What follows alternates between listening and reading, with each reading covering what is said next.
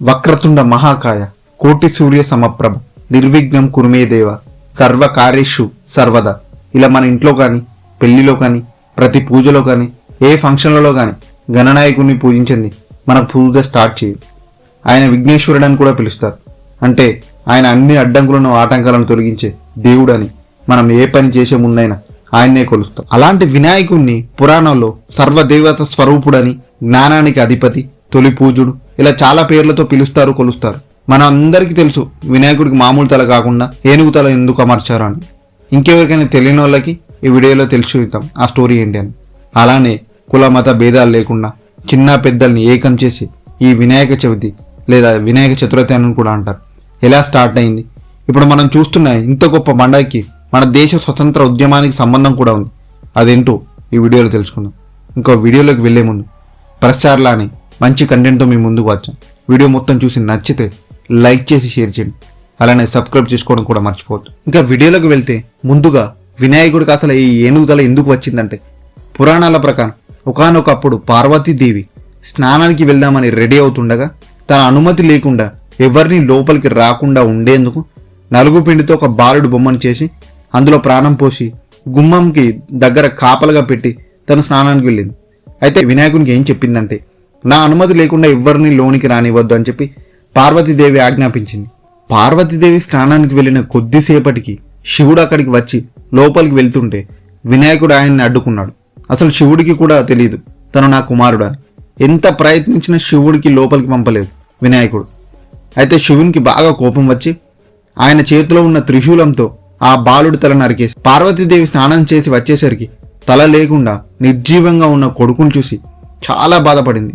అలానే కోపంతో శివుడికి నా బాలుడి ప్రాణం నాకు తిరిగి కావాలి, ఆ తలని అతికించు అని చెప్పి ఆజ్ఞాపించింది. అయితే శివుడు, అయ్యో నాకు పార్వతీదేవి నాకు అతను మన కొడుకని తెలియక అలా చేశాను అని చెప్పి వాళ్ళ పని వాళ్ళని పిలిచి ఉత్తర దిశగా తలపెట్టి ఉన్న పడుకున్న ప్రాణి తల తీసుకురమ్మని ఆదేశిస్తాడు.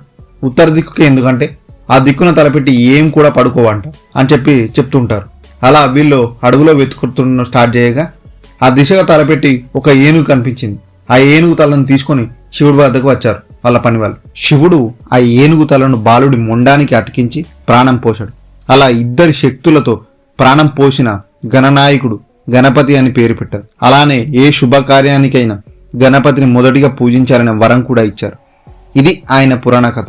అయితే ఈ గణేష్ చతుర్థి ఎలా మొదలైంది, ఎప్పుడు మొదలైందంటే, ముందుగా మరాఠా వ్యవస్థాపకుడు, హిందూ మత సంరక్షకుడిగా ఉన్న ఛత్రపతి శివాజీ మహారాజ్ హయాంలో మహారాష్ట్ర, పూణే ప్రాంతాల్లో ఈ పండుగని ఘనంగా జరుపుకునేవారు. శివాజీ మహారాజ్ కాలం నాటికి ఆ ప్రాంతంలో గణపతి పండుగ జరుపుకునేవారంట.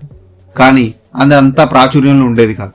అలానే శివాజీకి ఆయన తల్లి అయిన జిజాబాయికి గణపతిపై అపారమైన భక్తి ఉండేది. గణపతిని వాళ్ళు కులదైవంగా పూజించేవారు. అలా శివాజీ తన పాలనలో ఈ పండుగ ఘనంగా నిర్వహించడం స్టార్ట్ చేశాడు. మొఘల్ సామ్రాజ్యానికి వ్యతిరేకంగా పోరాడే సమయంలో శివాజీ ప్రజలతో జాతీయవాదాన్ని, ధైర్యాన్ని నింపడానికి ఈ పండుగను ఒక సాధనంగా ఉపయోగించుకునేవారు. అలానే పెష్వాల కాలంలో గణపతి పండుగని వారి రాజధాని అయిన పూణేలో ఘనంగా నిర్వహించేవారు. 19వ శతాబ్దం ప్రారంభంలో కొరేగావ్ యుద్ధంలో పెష్వాలను ఓడించిన తర్వాత British east India company Maratha అధికార వ్యవస్థను కూల్చేసింది. అలా హిందూ పండగలను అన్నీ మరుగున పడిపోయాయి. మొదట్లో చెప్పినట్టు గణపతికి పండగకి స్వతంత్ర ఉద్యమానికి సంబంధం ఏంటి అని అనుకుంటున్నారా? అవును, బలమైన సంబంధమే ఉంది. బాలగంగాధర్ తిలక్ మనందరికీ తెలిసిన గొప్ప స్వతంత్ర సమరయోధుడు. ఆయన్ని మరుగున పడ్డ ఈ గణేష్ పండుగని మళ్ళీ తిరిగి పూర్వ వైభవాన్ని తీసుకొచ్చాడు.